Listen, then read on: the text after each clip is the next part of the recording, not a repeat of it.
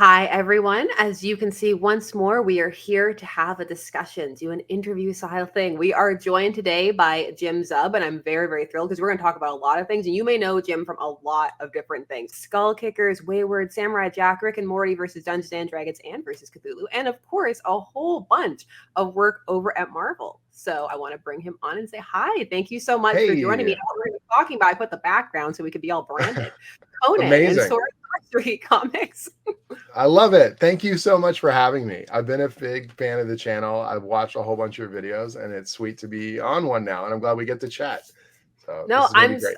I was so excited when you reached out because everybody has been telling me like Conan's so good, you need to read it, get into it. So this was the kick that I needed to Thank you. finally The guy get writing into it. it's like, hey, are you reading my books? Yeah. Thank you. I'm glad you're reading it. Conan is one of those iconic characters, and it's an absolute honor to be writing it. And I'm thrilled you finally get to discover it. New readers coming on board the grandest, kind of adventure in all of Sword and Sorcery. I could not be more proud that I get to lead you into it. So that's amazing. I love hearing that. Very, very I've cool. really been enjoying it, and it's been forcing me to dive backwards, which is something I'm a huge Yeah. fan of when things have this huge, rich history. And so I also saw on your own website you're doing a reread of Yes. some of the old pulp stories and the classics. So when did you first come to Conan? So sort of two-prong kind of a thing. Yeah, what I'm doing right now on my website, there's this sort of event amongst a bunch of bloggers and vloggers. They do this thing called Sumerian September. There's this YouTuber named Michael Vaughn, and he is a big fan of the pulps and Sword and Sorcery, and Robert E. Howard, the author who created Conan in particular. And so through September, he does this thing where he reads a bunch of the stories, and then other people have kind of picked up on the hashtag or whatever you want to call it. And so this year I really dug in, and I've been rereading the original Conan tales. A lot of your viewers may not realize this.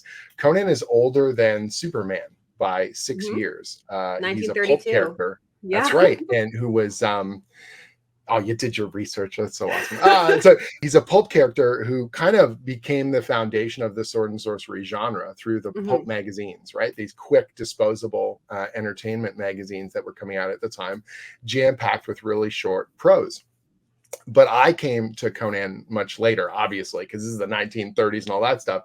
I'd read those original stories before, but now that I've been working on Conan, extensively for quite a few years, and this new launch is doing so well, I thought it would be a lot of fun to reread those stories with a closer eye and kind of comment on them. So literally while we're recording this today, I'm going to be posting up my summary of Red Nails, which is a real classic kind of Conan tale, talking about the strengths and in some cases the weaknesses or the stuff that's very specific to the time they were written in, and ingredients that people think of as very Conan the Barbarian and stuff that people may not realize is part of those original tales, because the character is more than the sum of his parts, and he's more than kind of the pop culture outline that we see, especially stuff in the movies and stuff like that. And that's what I kind of came to the character with. This kind of leads into how I found Conan.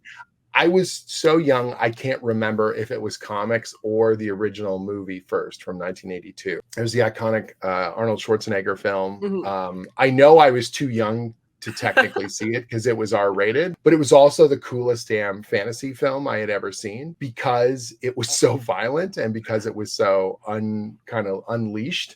My brother and I were obsessed with Dungeons and Dragons. And in our heads, every one of those battles. Do you play D&D or other role-playing games? Have you ever played? I play like more video game type things that are inspired by Baldur's Gate 3, those type of things than D&D itself. Awesome. So you actually, if you play Baldur's Gate 3, D&D kind of as a broad structure and the character building and all that. But obviously the traditional role-playing game, you're sitting around a table with your friends, you're rolling the dice, all the mechanical stuff that's happening automatically in the video game, you're doing it kind of manually at the table. And it can be a lot more kind of imaginative because there's no limits. You don't have 5 dialogue selections. You can do kind of whatever you want. And your dungeon master, is rubbing their temples like, what have you just done? You've ruined my whole story. And that's kind of the joy of it, is that interactivity. So my brother and I would play Dungeons and Dragons like crazy. And in your head, of course, this stuff's this visceral, crazy, amazing, violent world. And the Conan movie was the first time I felt like I had seen that on the screen in a way that kind of matched the intensity of what I thought it could be. And then in and around the same time, the Conan comic books. And so again, I was young enough that it's like a stew. I don't know which one came first for me, but I was into both in a really big way. One of my friends had a subscription to Savage Sword of Conan magazine, which was this oversized black and white magazine. There was something called the Comics Code Authority. You know what that is, I'm almost certain. But if your viewership doesn't know, it was this censorship body that was looking over comic books to make sure that they didn't have too much violence or evil or whatever may have you. It was really kind of a post-war era effort to puritanize, the material. And they also panic. Absolute panic. Wortham and his book Seduction of the That's Innocent, right. and all the things that he put out there, that this was corrupting the youth, and it was also subtly used to crush certain companies like EC. Absolutely. So EC Comics got smashed because they were like specifically targeting certain words and visual imagery that they were using. But the magazine format was not held to the Comics Code Authority. It was no longer a comic book. It was a magazine. It was a magazine. So, that's right. Savage Sword became really iconic because, like the original Pulp stories, it felt a little more kind of unleashed and unhinged and nasty. It's still, nowadays you look at the Savage Sword magazine and I think you'd be like, man, this is PG entertainment. This is not that big a deal. But at the time it was sort of like forbidden fruit. Like, oh my God, they're actually cutting people open and doing all this kind of stuff. And so I really liked the Savage Sword magazine, and I was reading all that kind of stuff and just into it, as a general thing. But I never, of course, in a million years would have thought I'd get to work on this stuff. It was just like, oh my God, I get to read these cool stories and dive into that world. And it was part of the grander kind of stew of sword and sorcery coolness for me at that time. Yeah. And a big inspiration to me alongside D&D. Because there's a lot of stuff happening in the 1970s when Conan really comes back and has his huge surges. There's the long-running Marvel series, but there's more than one, because there is the Savage Sword. And then you also have the things that start to cotton off, because the code, it revises itself in 1971. And most of the focus surrounding that is how it increases the ability to use the paranormal and supernatural. And that also bleeds down into the sword and sorcery genre. And then you have things like DC did its own anthology that was just actually called Sword and Sorcery. And it was really fascinating to track the history of that. And so I tried to go even further back. And I was like, well, is this actually the genesis? The earliest I could find that was kind of the same was the 1950s with Chrome, the Barbarian from like Gardner Fox. Yeah, and that's obviously for comic stuff. That's there were a bunch of knockoff characters who were trying to feed on the popularity of the sword and sorcery genre. Sword and Sorcery, that series you mentioned about the DC one, as a feature character, they also had Fafhrd and the Grey Mouser. This pair of kind of roguish characters, this barbarian and this thief, that I also really liked. He's Fritz Lieber's not as well known as Robert E. Howard or H.P. Lovecraft or people, from the earlier pulp era, but I think his writing is right bang in there as well. If you've never read those, I'm sure your reading list is gargantuan, but I think they're a lot of fun as well. And they have a very much a caper kind of element that I really love. Just to me, the idea of, they're not Robin Hood thieves. They're not always giving to the poor. They're just taking from the rich. You know what I mean? For their own selfish ends or for survival or just to stick it to somebody. And there's something really fun and roguish and amazing about that I always enjoyed. That played into a lot of our D&D games as well, where you're going into these palaces and these temples and these castles, and you're like, these guys got all this treasure. We're going to take it. You know what I mean? Like, it was just tons of fun. Yeah, I love that stuff. So what was it like coming to Conan now in this era? What parts to bring forward, what to focus on? Oh, man. My first chance to write Conan was thanks to Gail Simone. So Gail is a friend, and she had liked my work, for quite a few years earlier, but I was sort of just floating around doing my own stuff. I had done a creator-owned comic series called Skull Kickers, which was very tongue-in-cheek action comedy, sword and sorcery. The way I try and sell it to people now is I say it's like Deadpool meets Dungeons and Dragons. It's very much not taking itself seriously and just ludicrously violent, but in a very kind of cartoonish way.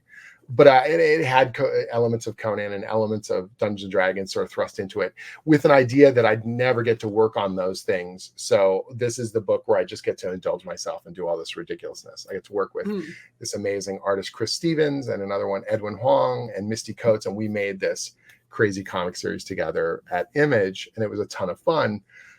So Gail had seen that, and she had seen some other stuff I had done earlier, and she knew I loved sword and sorcery, and I'm pretty sure I told her I love, you know, Conan stuff. And so she was writing a well-lauded run on Red Sonja at that moment at Dynamite. The history of Red Sonja is, you could do a whole video about it. It's really wild. Red Sonja is simultaneously a Robert E. Howard character and not.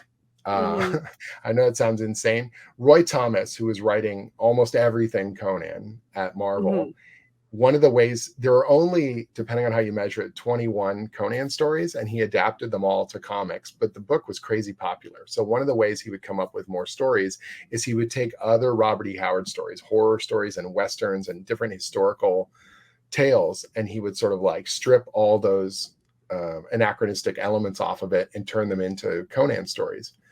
And so he ended up taking a character called the Red Sonja of Rogatino, who was like this pistolier during the Ottoman Wars, and made her a character in Conan the Barbarian. And she was very popular because she had these, you know, she's a woman almost as strong as he is and isn't going to put up with his crap. And they really, the interplay with them was fun right from the get-go, and really, really classic. And so when the Conan movie was really popular, they ended up splitting off the rights to her separate so that they could do a Red Sonja movie, which did not do well. But the rights were then these kind of two different buckets. And when they were at Marvel, it was no big deal. The characters would just crisscross all the time and they would interact with each other. But eventually Dynamite got the rights to publish Red Sonja. Dark Horse had the rights to publish Conan. And the two characters had not met up for, I want to say 15 or 16 years. And they finally did a deal to have them cross over again. And so Gail was asked to write it because she was writing Red Sonja at the time. And she asked me if I wanted to co-write it with her because she knew I loved Conan and I could bring that kind of, you know, excitement to that collaboration. That if the two characters were going to cross back over again, wouldn't it be fun to have two writers kind of crossing, you know, and doing our thing? And I thought, man, like Conan's one of my favorite things. This is my only chance to ever write Conan. This is going to be crazy. And we had a lot of fun putting it together. Dan Panosian and Randy Green drew it. They did a great job. And I thought, man, what a cool concept. I got to write a Conan story, you know. A few years later, I was at Marvel doing a ton of stuff. And all of a sudden, they got the rights back to Conan. And they let us know that the character was going to be returning. Jason Aaron was going to be writing the monthly series. Mahmoud Asrar was going to be drawing it. It's a fun run. But then they wanted the character to have a bigger profile. And one of the ways they felt they could do that was by putting him into a crossover with Marvel superheroes. And so Mark Waid and Al Ewing and I did an Avengers story called No Road Home, and we have Conan show up in the middle of it. I thought I was going to have to fight with Mark and Al to write all the Conan sections because I was so excited about it. And Al was sort of like, oh, Conan's your thing. I mean, except he would say it in a deep British accent. Oh, no, Jim, you do the Conan, you know, like this, right? And then Mark Waid's just like kind of ambivalent. He's like, I never really read that stuff growing up. And they just gave it to me. And I was like, how dare you guys not love this as much as I do? But I'll take it, you know. So I wrote most of the Conan sections in No Road Home, had a blast. But both my Conan credits at that point had been co-written. Whether or not I had written most of the Conan stuff, on paper, on the cover, there were two writers or multiple writers. And so selfishly, I really wanted a solo Conan credit because it was just, it meant something to me. Like I wrote a Conan story, you know, all by myself. And so I pitched the Conan editor to do this self-contained story that was done in Marvel's new Savage Sword called, it was called The Gambler. So it was Conan in this gambling hall where he can't just cut everyone down. He sort of ends up in this place where you can literally gamble your life away. And I was trying to write it very much in the style of a classic Conan short story. Like it was all done in one. If you'd never read a Conan comic, you could read this thing and enjoy it. And for me, it was like, I got to get this out of my head and put all the ingredients I think are cool about the original short stories into this thing, because I'll never get a chance to do this ever again. And that was always, every time I get a chance to write Conan, it felt like, well, this is my last shot. And so I just poured my heart into it, and Pat Zerker drew the hell out of it. And we had a ton of fun. And I thought that was going to be my mic drop. I thought that was going to be like, and that's a cool Conan story. Cool. I got it, did it. Kick ass. And instead, what I didn't know was Jason was going to be, he was only doing 12 issues on the series. I'm sure if you read Jason's other stuff, he does long runs on books. So Mhm. I was like, I assumed he was going to be on Conan for 4 or 5 years or whatever. And instead, he was just doing 12 issues. And so they were almost immediately looking for a new writer. And I had just done this cool self-contained story. And the people who own the rights to Conan, who control the property, they read it, The Gambler, and they really liked it. And so then Mhm. they suggested to my editor, hey, let's do this thing. And so all of a sudden it went from this is your last shot at Conan to this is your audition. You're up, kid. Like you're on Mhm. stage and this is the thing. And so I am actually getting to the answer to your question. You're like, I got the most rambling story here.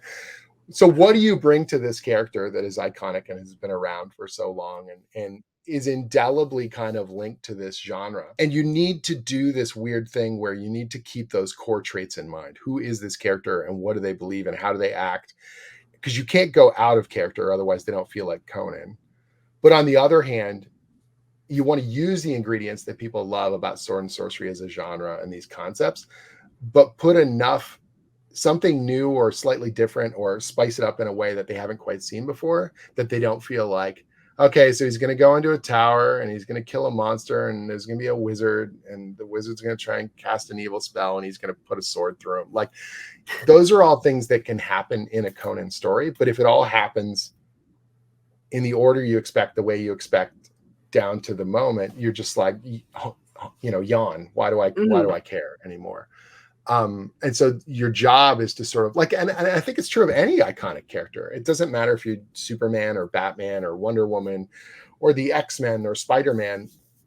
Those characters have had hundreds of stories told about them, Mhm. but we still like them. We still want to see new ones. Why is that? What is it that is intrinsic to that character? That's what you need to sort of, that's your North Star, like what you have to look to at every moment. You're like, why do people care about this character? It's more than just the surface level trappings of it, but there's something sort of deeper and more fundamental about them that keeps us going back to them. You know what I mean? Whether Mhm. it's Peter Parker's deep, unshakable sense of responsibility and the guilt that he carries for, the ultimate loss of his Uncle Ben, but that Spider-Man's story is about responsibility. It's about gaining and losing and treating it properly and not understanding power and responsibility. It's intrinsic to the character. It's intrinsic to the origin.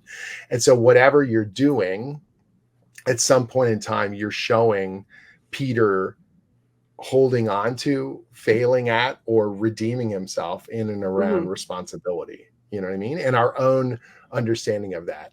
And I'm using Spider-Man as an example, even though I don't write Spider-Man, but it's that same kind of quality that you need to find in these other characters. Conan's core story is about these two warring elements, savagery and civilization, and our Mhm. assumptions about what those words mean and what they mean to us as people. So Conan is a barbarian. He is uncouth and savage and has lived amongst nature and doesn't follow the rules of civilization. And yet, civilization in the Hyborian age is a really duplicitous thing. And it is Mhm. kind of in our modern world as well. So you can go to these incredible cities and you can interact with these structures, governments and armies and people, and they seem like they're civilized and they wear the clothing and the trappings and the perfumes of a more learned society, and yet Mhm. they are some of the most duplicitous, traitorous, awful people that will stab you in the back, and to your face they'll say one thing and they'll betray you and destroy you. And the barbarian is truthful. If you Mhm. cross him, he'll slay you, but he never lies about it. Do you know what I mean? Mhm. And if he says he's with you till the end. He'll die at your side. You know what I mean? So who is truly civilized and who is truly savage, right? If Mhm. this person has honor and is strong and defends what he believes in and will fight by your side till the ends of the earth, is he a barbaric savage or is he the best person you could ever want, leading your army? And that's what's really at the core of a Conan story.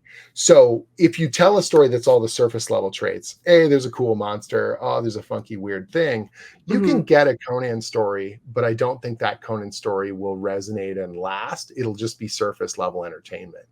But if you can do something a little bit, even just scratch below that surface and say something about human structures and survival and civilization and savagery, you'll get just a little more juice in the squeeze. You'll get just like a little more intensity, and it'll feel a little more rich and it's meatier, if that kind of makes sense Yeah. to me. And the more I write Conan and the more I dig into the source material, the more I appreciate that. Yeah. Yeah, because I was gonna say, I think it's very easy to look at Conan, especially because of what he has become and the cultural imprint and Yes. aftershocks and the characters inspired by, and to assume Yes. that there's not much depth there. And just in Right. Right. general, when people tend to go back to look at those things, there can be a bit of modern day bias and arrogance to assume that Oh, there isn't totally. anything really to look at. Like, oh, why would I even go back and look at those? There's not going to be anything there. The grunting caveman, violence machine is a product of pop culture, kind of like a telephone game where the Hmm. message has been diluted down to this echoed version where they're like, grunting guy with a great sword who will lop your head off, and don't cross him, and grab a woman around the waist and you make her yours. Those are actually not Conan as Robert E. Howard wrote him. Like, he's actually not. First of all, Conan becomes a leader of men and eventually a king by his own hand because he has an incredible instinct for people. Eventually, he understands what motivates them and how to lead them. Hmm. And he is detached enough from civilization that he can see the corruption and the mistakes being made by other leaders so he can be better at it. But the very first time Conan shows up in the original Howard Tales story called The Phoenix on the Sword, first of all, he's already king. The stories are Yes. told out of order, which a lot of people Hmm. don't know. The very first thing, the first scene where we see him, he's described as this like warrior, but he's past his prime, and he's sitting in a library and he's filling in a map of areas of the world that he knows that his own Hmm. scholars don't, because he's traveled there and had firsthand experience. And so Hmm. your assumptions that this guy's a grunting, not yours, but like a Generally, Neanderthal, yeah. with an axe, is not the truth of how that character is actually presented. Arnold Schwarzenegger physically embodied that role so incredibly well, but because of his thick accent and because of his inexperience in terms of acting, John Milius, the director, really leaned into the physical presence of Arnold, Hmm. and his limited kind of speaking role works really well in the film. I think it's incredibly entertaining. I think it's got the best soundtrack, one of the best fantasy soundtracks of all time. But it created an image of like few words and big violence, And that is almost not actually brutish. There's true. Yeah, there's this brutish, idea exactly. that comes through that it makes the assumption that Conan Totally. isn't intelligent, even though that isn't Right. even present fully in the film, but that's just kind of what No. is built upon because of that.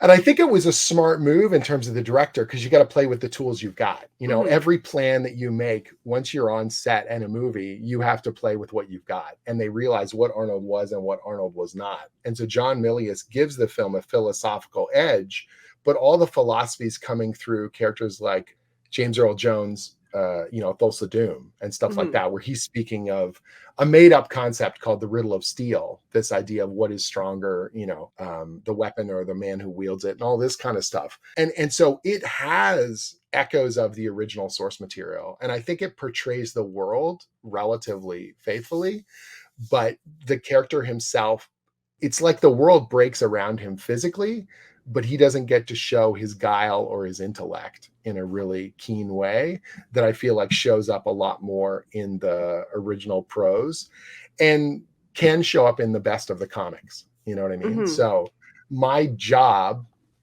specifically with this relaunch that we did at Titan Comics and Heroic Signatures that launched last year, was to try and keep the best qualities that people remembered about Conan and they loved about the character that made him a bestseller through the 70s and the 80s, but strip back to that core of what mattered most, and then thrust forward with stories that could still surprise our readers and that could entertain and bring new people on board, the grand adventure of the Hyborian Age.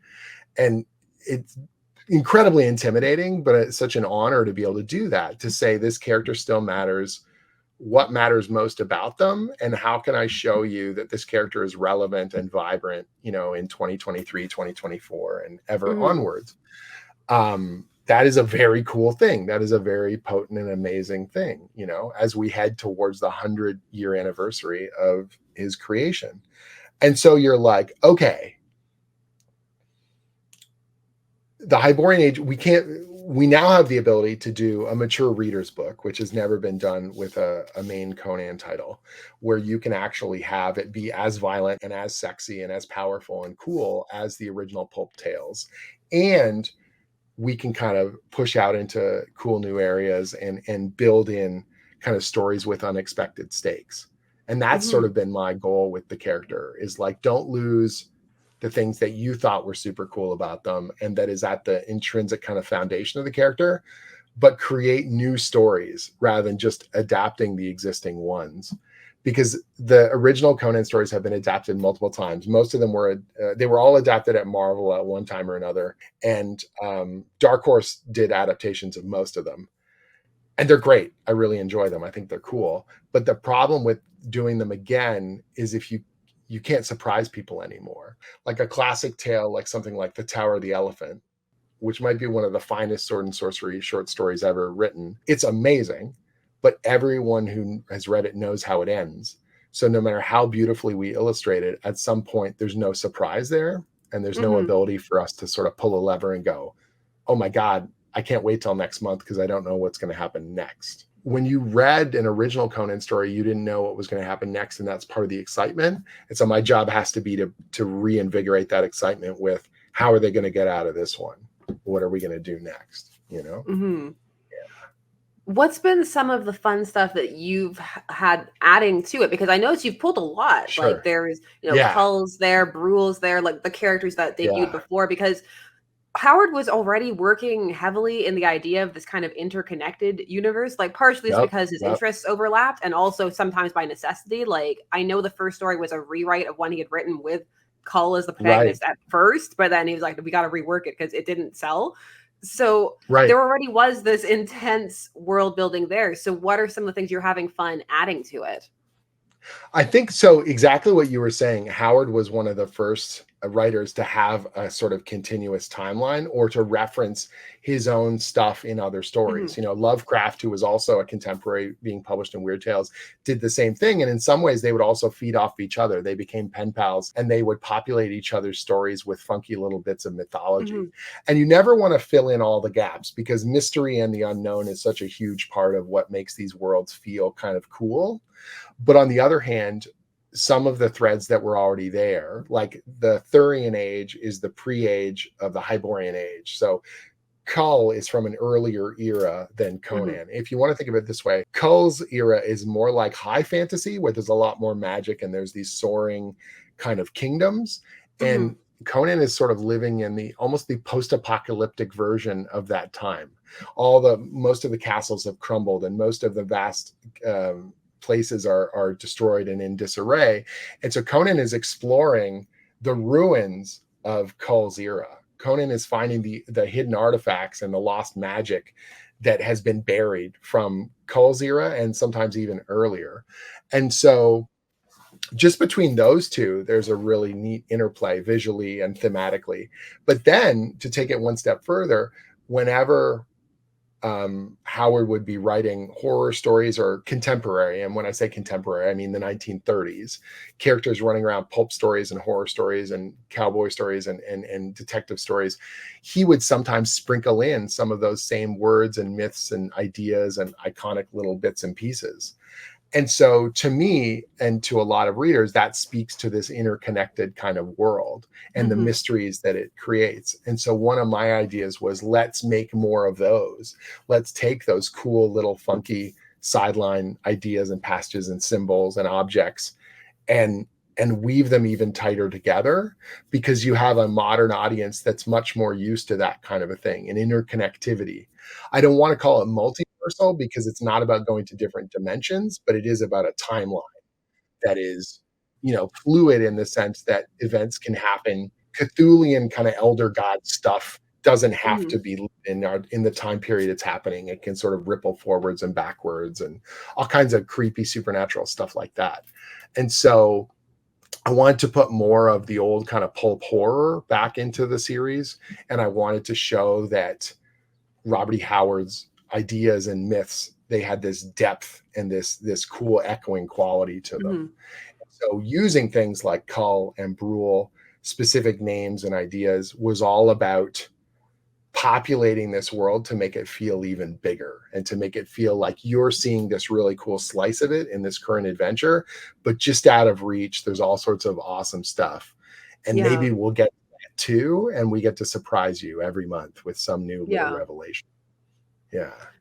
No, like you mentioned that you're pulling like and kind of following that pulpish style a little bit. And I know that Lovecraft did the same thing, and not always from works from authors he was fond of. Like he takes some of Chambers' stuff and puts it in there, even though he wrote a scathing letter about the King in Yellow. And I was like, well, I'm still putting that in there. but it's cool. Yeah. Yeah, well, I'm still adding it. It was cool enough for that.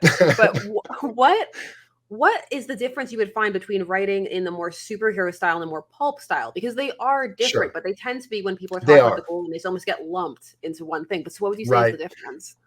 So, superhero stories, especially because I grew up on the Marvel stuff in particular, it's always got that emotional, character-driven drama. The difference for me, Roy Thomas has written more Conan than anyone else. He became incredibly important. He's written over 300 issues of Conan over various publishers and formats and all sorts of things. And quite brilliantly, one of the things he did early on was he if you just put sound effects, classic comic book sound effects, into a comic story, and these people are cutting, huge battles with hundreds of swordsmen. First of all, I don't even know what that sound effect would be for 100 swords clashing, like it clang, clang, clang, clang, like it would sound awful. And then people just screaming and getting cut open, and it would just be like people saying ugh and ah and screams. It would certainly not feel like what it's supposed to feel like when we think of a huge battle between, people with swords and spears and all this stuff.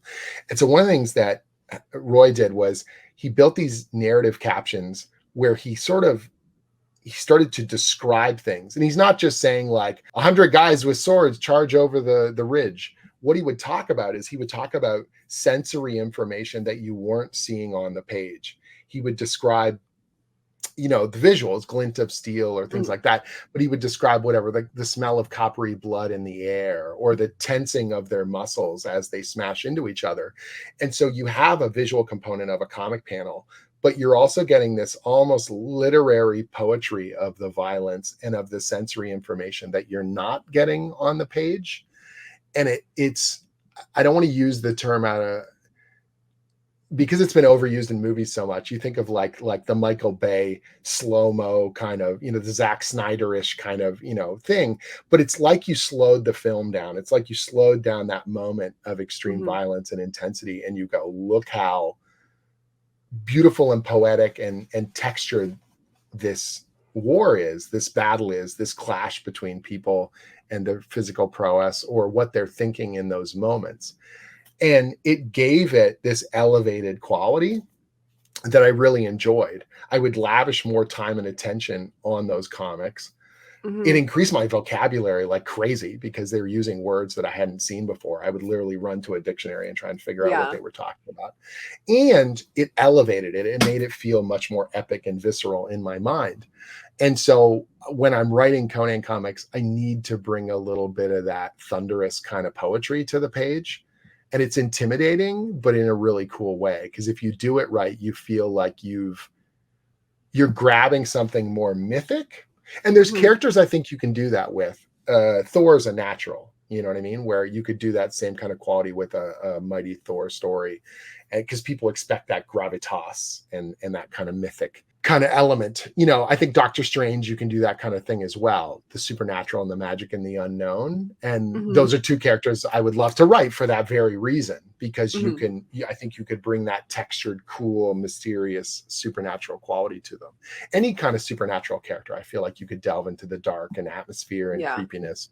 I think you could do it with the Hulk. I think you could do it with Ghost Rider. I think you could do it with Dr. Fate. I think there's a way to do that with Zatanna if you wanted to take a more dark and serious kind of edge. Obviously, a character like Constantine. But Conan did it first. Conan in the comics did it first. And I think that pulpiness feels appropriate for the character, and that visceral kind of dark and textured quality to the language it feels right, with Conan. And so for me, when I'm writing superhero stories, I pay attention to the dialogue in Conan, don't get me wrong, but the narration, I have more narration in a Conan script than any other script that I write. The interplay and the banter of characters when I was writing, like, whatever, Uncanny Avengers or the Champions, in Champions, I'm trying to write teenagers and they're riffing on each other and the kind of interplay and they're nervous, that back and forth quality of them being confident or them not having confidence because they're teenagers and their whole lives are this constant oscillation of, I'm a superhero, also I'm a teen with crushing self-doubt and everything in between. Conan, you're not getting in his head, you're not getting those inner thoughts as much, but it's like he's a force of nature kind of moving through these mythic stories, and everything's going to change because Conan has arrived in this story. And he's not invulnerable. One of the other mistakes we're talking about, iconic or stereotypes, I think, of the barbarian, is that he's just a power fantasy. A death machine, yeah. And I think the mistake people make with Wolverine as well. Wolverine even more heightened because of the healing factor, where you can literally eviscerate him and he gets back up and his guts reform, and Deadpool to a degree, but it's done for comedy. But Wolverine, where some of my favorite Wolverine stories are the ones where he gets his ass beat, like absolute kicked, and he's on the run and he's got to figure out how to stop enemies that have got his number. I feel like that's way more interesting than just like the human equivalent of a tank rolling in and just murdering everybody. You know what I mean? Like, there's a moment for the character to be unleashed, and that's cool, but the fragility of the violence, I feel like, I know that sounds weird to say, but I think that there's a quality there that's really cool, where if we show Conan's getting his ass kicked and he's got to use his smarts or he's got to do something in the middle of the combat to get an advantage, it's better than just like, okay, his sword is an unstoppable battering ram of death and he just drops it on something. I'd much rather read that kind of a thing, that vulnerable kind of a thing. And so for me, the superhero stuff is like, you're more in a character's head and your dialogue is more reflective of those emotional elements. And when I'm writing Conan, it's like I'm playing with this mythic kind of thunder, and the textured kind of atmosphere that we're trying to imbue into it, if that makes sense. It does, because I noticed that the prose was definitely more purple, and you were playing with a lot of the bigger vocabulary, which I appreciate. I haven't seen the word like labyrinthine for quite a while. I was like, ooh. Yeah. One of the things I did was I reread the original Robert E. Howard stories, and I would literally have a notepad beside me as I was reading. Reading for research is always different from reading for fun. I do it with comics as well. When I read old stories of a character where we're going to be working with their continuity, I just have a little pad of paper beside me and I'm writing down my own little bullet points. Sometimes they're words or phrases or things I need to research afterwards, or, hey, did they ever follow up on this plot line, or whatever happened to that secondary character? Sometimes they're phrases, the way a character speaks, that I want to get a cadence for their language. I know some writers are really well known for, I'm going to say this in a complimentary way, that their writing is very distinct, that the characters have a voice that sounds like, they wrote that dialogue, if you know what I mean. And I always feel in my heart that you should be hearing the character. I'm trying to role play the character, that Clint Barton, Hawkeye sounds like Hawkeye, and Captain America sounds like Captain America, and Rogue sounds like Rogue, and Harley Quinn sounds like Harley Quinn, or whoever else I'm writing at the time. That it's not my job to make them all sound like me, but that it's my job to make them sound like themselves in the moment that you're seeing them. And so one of the ways I do this is I research it and I read the character and I'm writing down the way they talk. Not because I'm going to cut and paste that exact line of dialogue, but it's like, I don't know, it's like any sort of research for acting or a role, or you're like, oh, they use these types of phrases, or they use this kind of playful quality, or they're cutting, or they're intellectual, or whatever, And in that way, it's like I'm playing a role of Robert E. Howard trying to write a comic book, where I want to use the kind of language he uses, the kind of descriptors he uses. Not all of them, because some of them are just so obscure that they would confuse readers more than impress them. But if I can use labyrinthine, like in a sentence, and it makes sense, well, that feels like something that might have crackled across the typewriter, for Howard himself. So that that kind of works. But I wouldn't necessarily do that for a superhero story, obviously, unless it was really, appropriate to the thing that I'm trying to do. It makes it feel more in keeping with the period of that genre for sure. And it also makes it take more time to read, which I think is a good thing. It's not laborious or anything. It's just that there's more happening. But how do you find that balance of the human elements of Conan when a lot of those kind of moments are a bit more distant? You're hearing a lot about the environment and the energy and the aura, but what about getting that humanity into him? Sure. This is funny you mention that, because the current storyline we're doing in the monthly book is called Frozen Faith. And I'm doing something that you don't normally do in a Conan story. So I'm showing him, first of all, we're flashing back to moments when he's younger.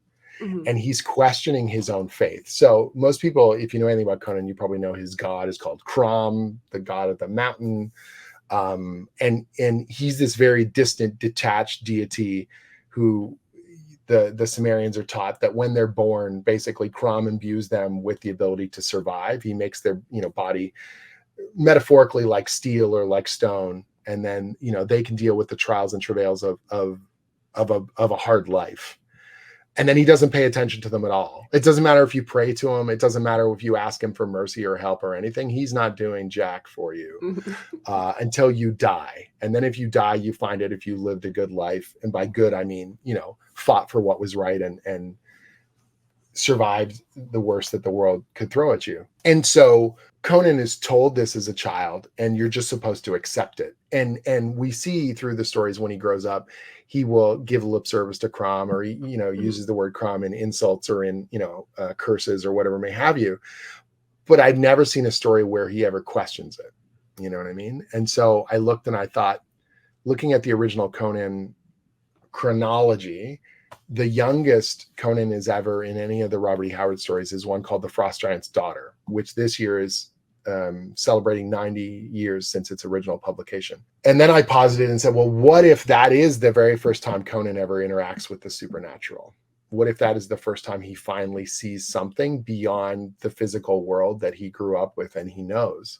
And so I wanted to contrast this idea of a young Conan, and that we as young people, you hit a weird age. I don't know how your relationship was with your family or whatever, but most of us, you grow up and you listen to your parents, and then at some moment you realize your parents are imperfect, or your parents have told you things to protect you, or they've told you things that maybe are untrue, or they have certain beliefs that you may not share.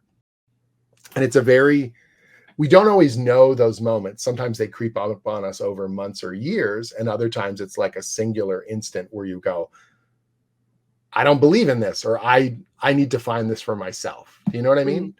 And you wrestle with your faith, or you wrestle with ideas of who your parents are and what they represent to you. And I thought it would be interesting to explore that kind of a thing. Not because I want Conan to be like me, but because I wanted to explore a pivotal moment of potentially his life.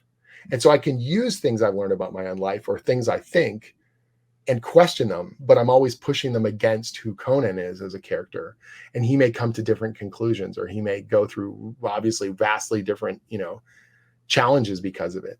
And so for the first time, I'm dealing with an emotional inner part of Conan, that he is unsure if he believes in Crom. And the only way he seems to know how to test himself is against the physical world. If this guy puts himself on the razor's edge of almost getting killed, do the gods care? Is there anything more than the blood that can come out of another human being, as gross as that sounds? Is there anything more than the physicality of your senses? After we're gone, is there anything? Do you know what I mean? And then he has a supernatural interaction with something you could not even pretend is normal. And how does that change him? How does that change his outlook? How does that change his future? And how does he become the hero that we know he will be, or the protagonist that we know he will be? He's not always heroic, but he will always, the central figure in these stories. And it's been a really cool challenge trying to do a more emotional, vulnerable character, but not lose that he is the character we know. Do you know what I mean? That he will become that thing, and you can see that clear path. And it's a risk that I felt like it was worth taking to try and get a very different Conan story on the books. And so far, so good. People are really enjoying it.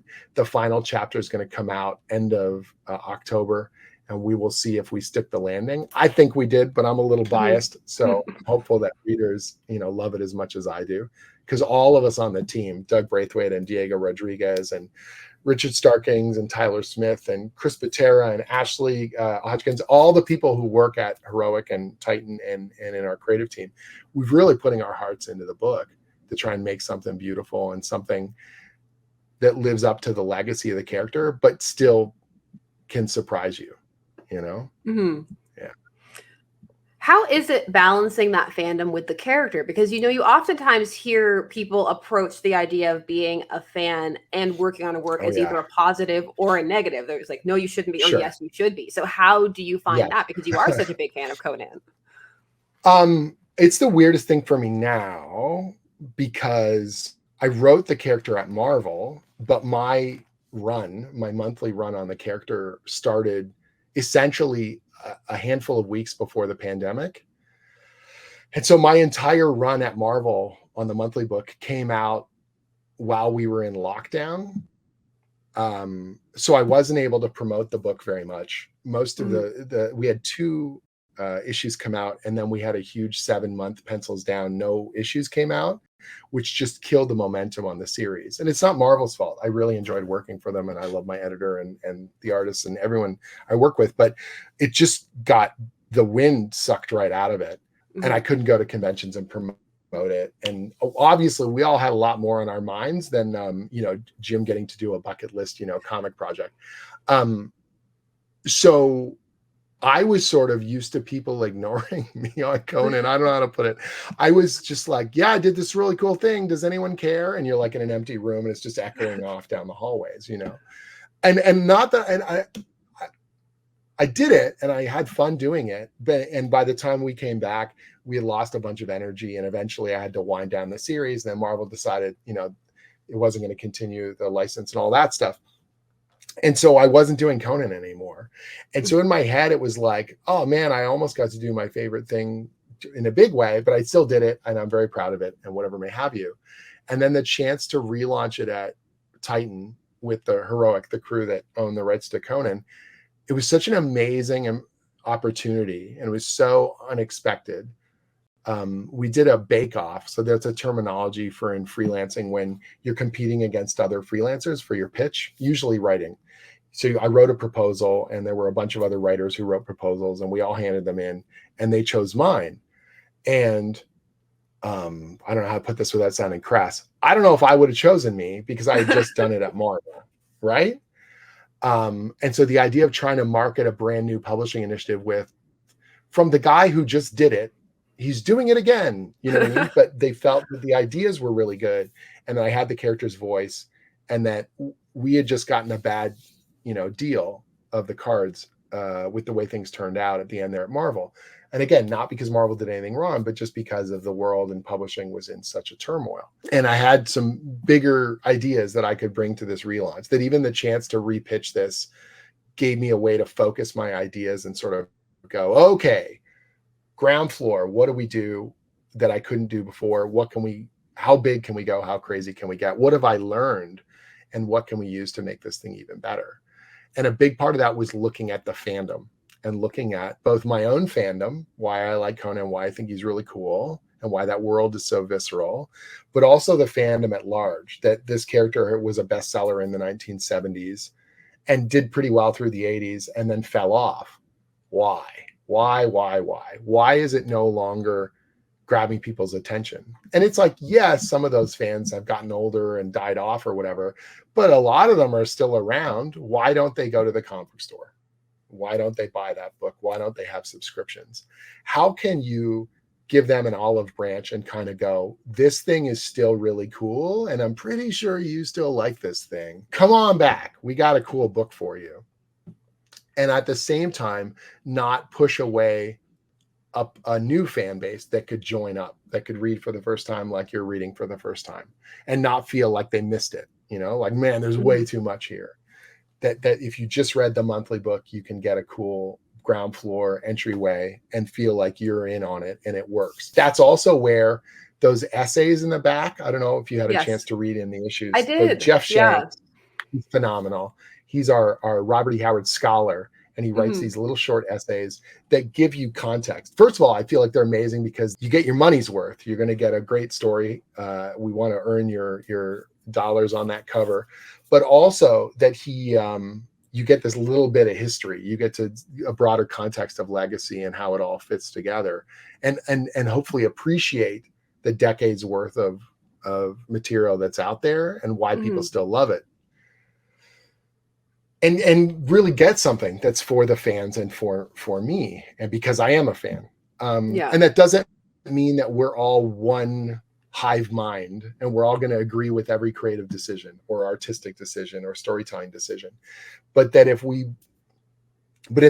hit the mark more often, far more often than we miss, that we can rebuild trust, that we can rebuild trust with a readership, that we can rebuild trust with retailers, because those are unbelievably valuable.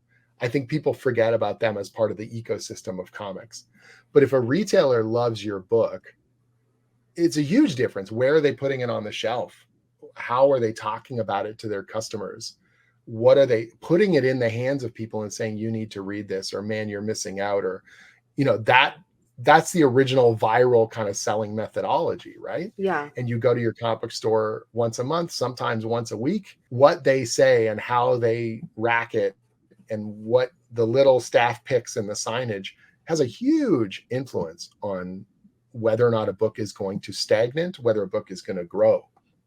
And I felt like, again, there were enough older retailers who had a warm spot for Conan, both as a collector and potentially as a store runner, that we could appeal to them. Not just saying like, hey, you should order this, but proving why they should order it, that we could bring back a fan base. One of the things I talked about in our meetings was that if we were consistent enough and we built enough trust, we could get the old fan base back. Not all of them, but enough of them that it would be serious. And you have a readership that is older and has, frankly, without trying to sound crass, more disposable income than a kid, And so when they come to the store, they're not going to balk at whatever, bringing back Savage Sword magazine with a $7 price point, but it's a big, thick black and white magazine and it's meaty and they're going to get their money's worth. It's like, to me, there was a way to do it, and appeal to those fans and give them one of the ways I described it was, because we're a mature reader's book and because we can do things that you couldn't get away with in those original comics, but it felt like that when you were a kid. The Conan books always felt darker and more mysterious and more violent, more dangerous, that we could give you the book you thought you remembered, if that makes sense. And I don't think we're better than those originals comics. I don't think that, we stand on the shoulders of giants and all that kind of stuff, but that we could give you something even more visceral. Yeah.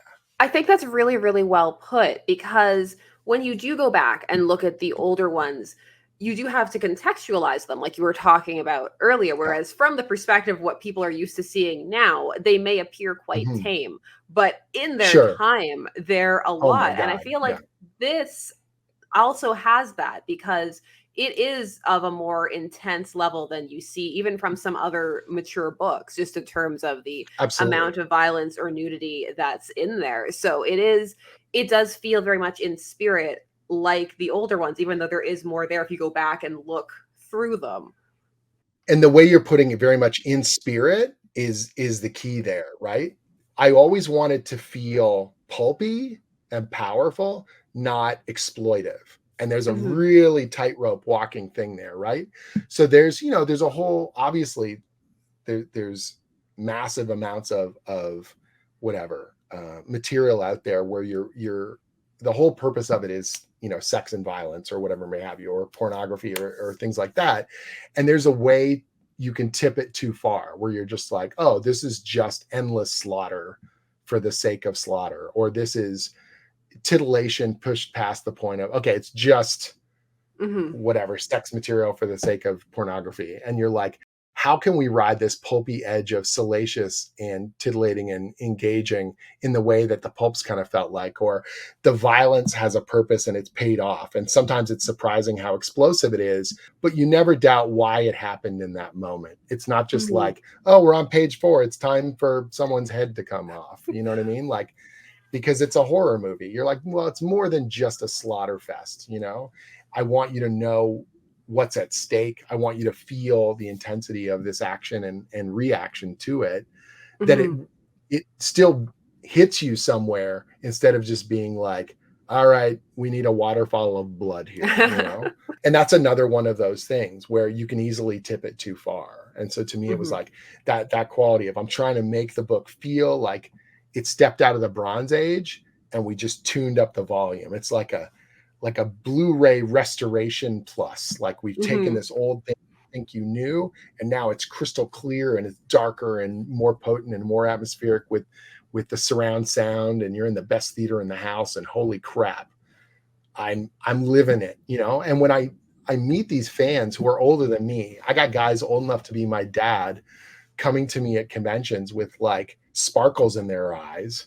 To, you know, Zub, it's so great to meet you. And I'm like, you're, you know, older than me. And they're like so kind and so genuine and so heartfelt about it, and telling me that they feel like they're 15 again and they're reading this book. And it's just, they're so hyped up in a way they haven't been in years about comics, about storytelling.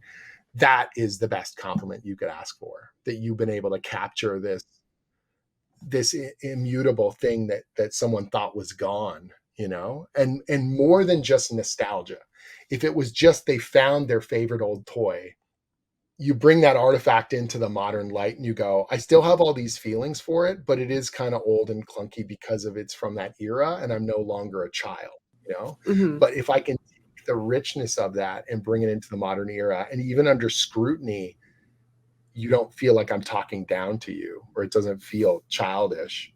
I'm trying to treat this like mythic badass storytelling that can please 12-year-old, a 15-year-old, a 20-year-old, a 60-year-old, you know, and that's everyone in between. And somewhere in the middle of it is me, like vibrating with excitement because I'm 10 years old and I'm reading this stuff.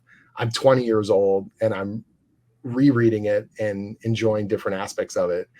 And now I'm, you know, in my 40s and I'm playing with the thing. I got my hand on the steering wheel and we're trying to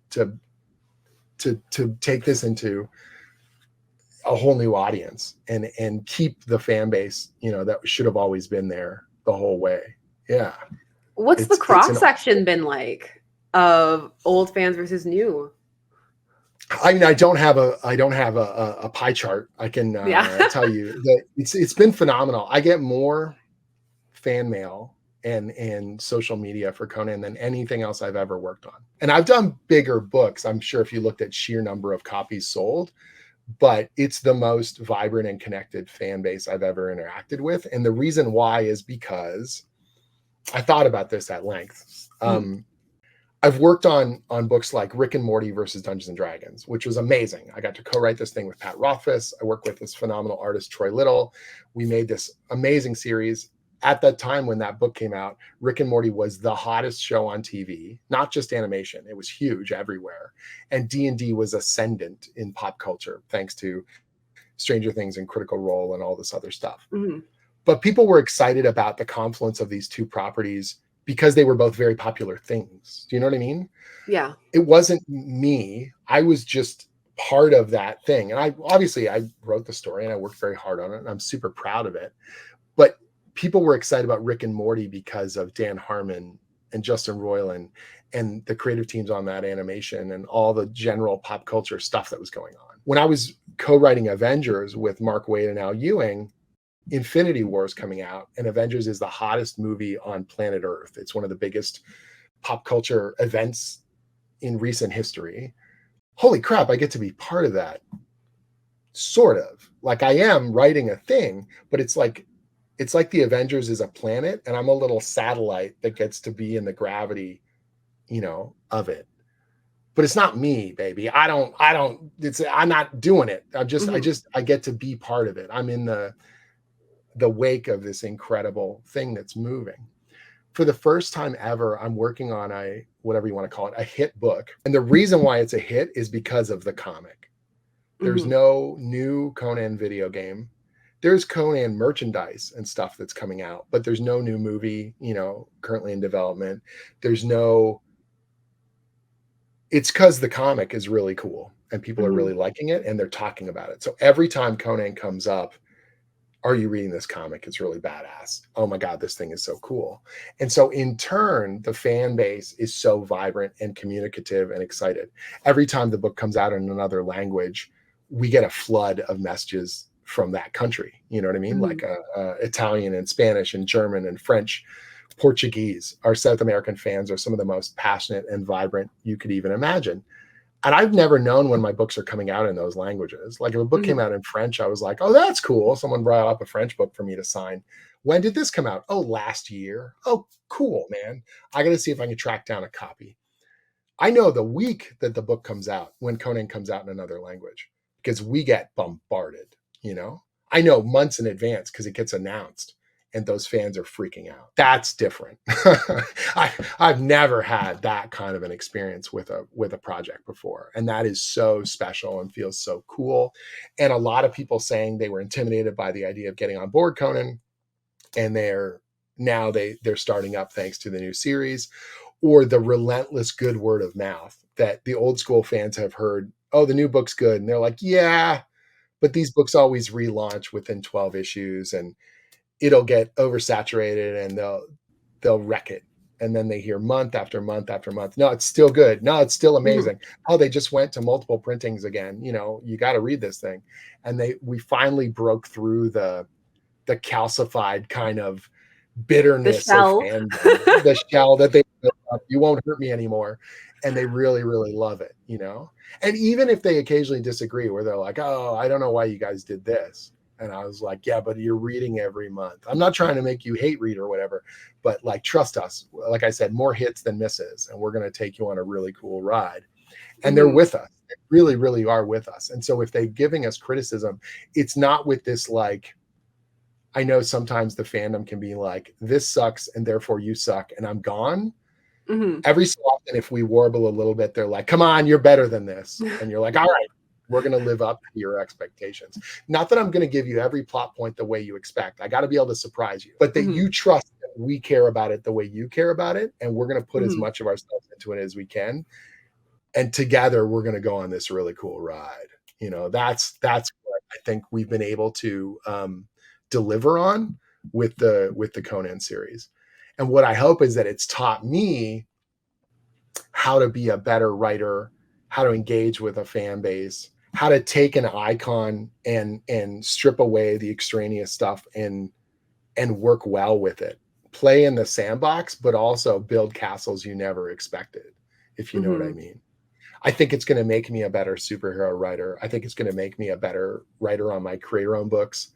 It's taught me a lot. It's taught me a lot about fandom. It's taught me a lot about pacing. It's taught me a lot about marketing and publishing and working with artists. You know, I've been in the industry, depending on how you want to measure it, you know, for 15, 20 years in different capacities. As a writer, most people, I mean, how they found my work for the first time might have been the Marvel stuff, might have been Samurai Jack, might have been my creator-owned books. And I always feel like I'm learning, but this feels like a really big milestone, both in terms of its success and also me as a creator.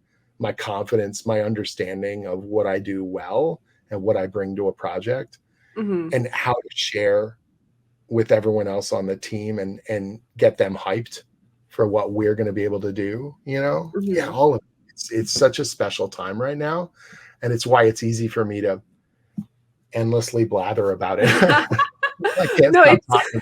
You know, it's great. It's a really interesting fandom to be a part of because it has a bit of an old school vibe in terms of how people are talking in that sense. And it's difficult to get that these days because there's so many things competing for everybody's attention. It's so easy to get fractured off and splintered into things. So when you start hearing something consistently over and over, it stands out. because that doesn't happen all the time. Lots of times things are a bit more flash in the pan, and it's a big thing, and then a week later, and that's ancient in internet speak. So and in comics right now, so many books, they're pulling they're hitting the reset button so fast that by the time you hear something's good, it's over. You know what I mean? Like, and so one of the things that I'm so happy about, when we signed the original deal to launch the book, they gave me 12 issues. They said, look, Jim, we don't know how it's going to do. We all believe in the plan, and we all the things you're talking about make sense. And the book looks beautiful, but you just don't know how the market's going to respond. We just don't know. Our retailer is going to pick it up. Our fans going to find it. Are they going to pay the money? Are they going to subscribe? You just don't know. And so they promised me 12, and they said, we want to go longer, but we know we can get you 12. So I was like, I got to treat this like it is the 12, the craziest, biggest, most beautiful, ridiculous 12. You know, I keep saying it's my last chance to write The Barbarian. This one, my God, this is it, you know? And the good thing was we did the free comic book day in 2023. And that was sort of our mission, you know, statement. Check it out. We're going to bring this cool, badass Bronze Age thing back. It's going to feel like the book you always read, but bigger and more violent and crazier. We got surprises. We're going to take you on a ride. And by the time, you know, the first issue sold, we did 6 printings of issue 1. We did 3 printings of 2 and 3, and it just kept rolling. Our sales did the impossible, where there's only a handful of books that have done this in the modern era. Walking Dead is one of them. Immortal Hulk did it, where the book starts to sell more each issue each month. And that feels unbelievably special, because people can't even get the back issues, and they're on board because they love it so much. And so all of a sudden, we've got this fan base that is coming out in droves, and man, they're opinionated. But the good news is we built the trust. And so the opinion became, these guys are doing it right. And once you've got that foundational fan base on your side, they're hand selling it to their friends, and they're pulling other people out of the crusty, you know, calcified armor. And they're like, no, shut up. I'm buying the first one for you. There were guys who came to Toronto Fan Expo this year, and they literally bought extra copies of back issues. And then I was signing them to a bunch of people. And these were gifts for friends that they were like, well, once your signature's on it, now that's special. They're going to read it. They're going to know. I wasn't selling the book. Other people were coming over, and I was like the signature robot to get them excited. Like, yes, you know, they're telling their friend how amazing the book is. And they look at me and I go, everything he said. Like, you know, I don't, yes, I'm very proud of it. It's amazing. Such an honor to work on this. I didn't have to do any of the sales pitch or any of the spin. Can I sign this for you? Like, it was the craziest, most wonderful thing. Right.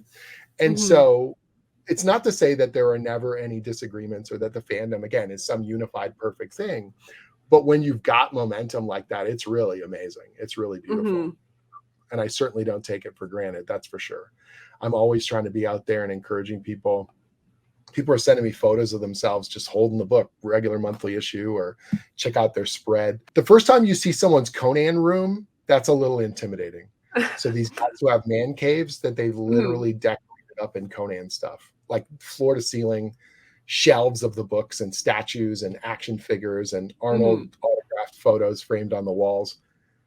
The first time I saw one of those, I was like, oh my God, like, you're really part of this thing. And again, I think you see it with Superman and Batman and Wonder Woman and the characters that have reached iconic status. Yeah. Where the character means so much to them that they want to celebrate it like a shrine. Like they have it. It makes them happy. Those people who have the Superman emblem, you know, tattooed on their arm or on their body, because they feel that it gives them strength in the difficulties of their life. Like, that means something, you know, that is power in terms of cultural significance. And you need to come to terms with that, for lack of a better term. Do you know what I mean? That when you play with those mythic kind of structures, what are you playing with? And that doesn't mean to be so precious that you wrap it in bubble wrap and you don't do anything crazy with it. But in some ways, it's also, look how crazy and amazing this is. Look how big it can be. Look how global, iconic, culturally significant this can be. That I can go out on the street, not at a Comic-Con, but just here in my regular life. And if I say the word barbarian, everybody says Conan. You know what I mean? Or they'll say Arnold at the very least, you know, that if you walk around and you say some of those famous quotes from the movie, if I went to the grocery store and I just loudly said a quote from the movie, someone would probably respond with the correct, you know, response. And you're like, holy crap, like, what is that? You know, that is how bone deep it is, you know, in the world. And so you realize you're part of that cool thing. And at this moment, you get to have a big voice within the structure of that. And at some point, your time ends and then you hand it over to someone else. And you're like, try not to break the Trans Am. Like, here's the keys. Good luck. You know, what a hell of a drive we just had. You know, that's a fun thing. Yeah. Because you're on issue 15 is coming out soon. And there's the crossover as well for the event. Battle of the Blackstone. Yes. Yeah. So have they given you a lot more run, or is it now just going? Yeah. So we announced in San Diego, I've signed a long-term contract with Heroic Signatures. So Heroic Signatures are the guys that own the rights to Conan, and they're my bosses on it. And it's a really small, wonderful, tight-knit crew over there. And once we knew it was working, we were like, okay, we're all pushing in the same direction. Let's get the security of knowing that we're all going to be able to get to the finish line on it. That if I foreshadow something amazing that's not going to pay off for a year and a half, we don't cut you off at the knees, because it's the worst feeling. You're reading an amazing monthly book, and then you're like, oh, it's over. Well, what happened to so-and-so and that subplot and that cool plot line and that thing? And you're like, good news, there's a new creative team. And you're like, even if I am excited for that new creative team, I feel you really, now I don't know if I can trust you. Do you know what I mean? Because you had me and then you left me in the dirt. And so I'm on the book for at least 3 more years, which in current comic circles, in the 80s, that would be like, yeah, so what? But now that is a big deal. So I'll be on the book till at least issue 50.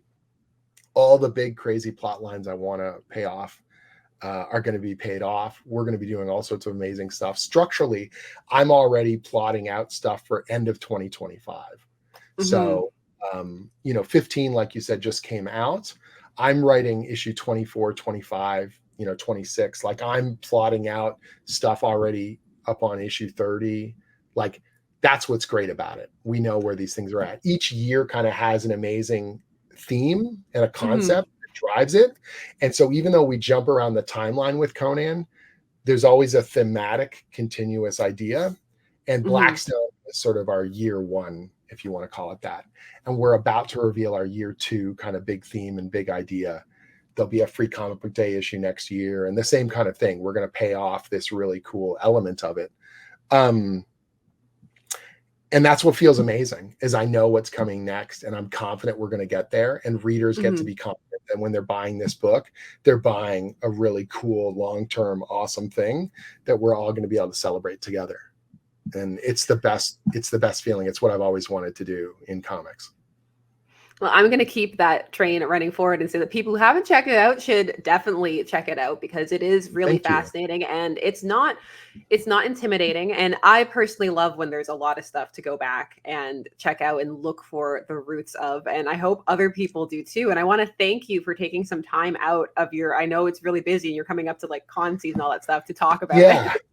No, it's amazing. I'm glad we were able to find a good time to make it work. And I'm so glad we were able to chat about it. And I know your audience is more superhero focused. So I hope they don't just, assume that they know what sword and sorcery is or what it can be, and that they really dig deep into this stuff and enjoy it, because it's a really fun, amazing genre. And these characters are just as cool and iconic as anything you're reading, in capes. And that's not to say I don't love superheroes, because I do, and I love writing them and I love working with them. But I'm really in a good, happy place right now in the Hyborian Age, and I hope you keep reading and enjoy what we've got coming up. No, it's awesome, and thanks again. My pleasure. Thank you. Thanks so much to everyone who made it to the end. I hope all of you take some time out to check out Conan. It's in the middle of a pretty cool arc, and there's a lot to discover there. As always, we'll be back with more videos. Thanks so much for taking Saturday spent discussing comics with me. I always appreciate it, and I will see you again soon. Bye-bye.